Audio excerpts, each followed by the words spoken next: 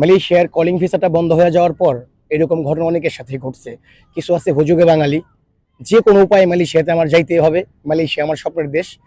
সেই মানুষগুলারই যে কিছু দালাল চক্র আছে টার্গেট কইরা ব্রেন ওয়াশ কইরা মালয়েশিয়াতে আইনা ছেড়ে দিছে। এখন রাস্তা রাস্তায় ঘুরে আমার এইখানেই আছে। আমি কারো নাম নিব না বা দেখাইতে পারবো না, আমি চাই না কারো ক্ষতি হোক। গুজবে কান দিয়েন না, নিজে সতর্ক হন, অন্যদেরকে সতর্ক করেন।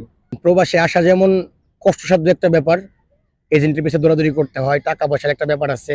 সবার তো আর ক্যাশ টাকা থাকে না। কেউ জমি বিক্রি করেন, কেউ গরু বিক্রি করেন, কেউ মায়ের বইয়ের গয়না বিক্রি করেন, উচ্চ সুদে মানে সুদে টাকা নিয়ে আসেন, ব্যাংক লোন করেন। সবকিছু মিলাইয়া আপনি যদি সঠিক উপায়ে প্রবাসে আসতে না পারেন, এইখানে আসার পরে টিকা থাকা যে কতটা কষ্টের, যারা আসছে তারা জানে।